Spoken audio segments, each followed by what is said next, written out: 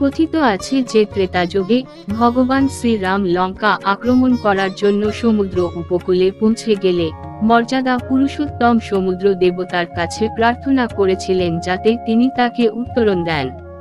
কিন্তু সমুদ্রদেব শ্রীরামকে লঙ্কায় যেতে দেননি। তারপর শ্রীরাম বক্তলভ্য মুনির আদেশ অনুসারে বিজয়া একাদশীর উপবাস পালন করেন, যার ফলে সমুদ্রদেব রামের পথ দিয়েছিলেন। এর পাশাপাশি বিজয়া একাদশীর উপবাস রাবণের বিরুদ্ধে বিজয় প্রদানে সহায়ক প্রমাণিত হয়েছিল এবং সেই থেকে এই তারিখটি বিজয়া একাদশী নামে পরিচিত। আসুন 2024 সালের বিজয়া একাদশীতে কোন কোন উপায় করলে ভালো ফল পাওয়া যায় সেগুলো দেখে নিন। পঞ্জিকা মতে ফাল্গুন কৃষ্ণপক্ষের একাদশী 6 মার্চ 2024 সকাল 6:30 থেকে শুরু হবে এবং 7 মার্চ 2024 এর ভোর 4:13 পর্যন্ত চলবে।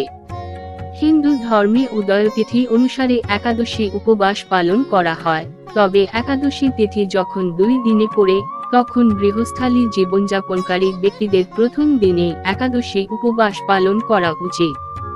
তাই গৃহস্থের পক্ষে বিজয়া একাদশীর উপবাস 6 মার্চ পালন করাই উত্তম হবে। 7 মার্চ বিজয়া একাদশীর উপবাস করবেন বৈষ্ণব সম্প্রদায়ের মানুষ।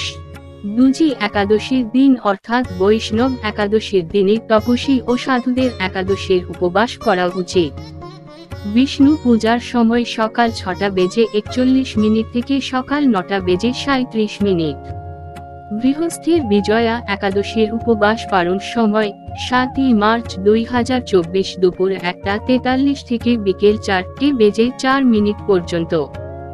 বৈষ্ণব সম্প্রদায়ের জন্য পালনের শুভ সময় 8 মার্চ 2024 সকাল 6:38 থেকে সকাল 9 পর্যন্ত।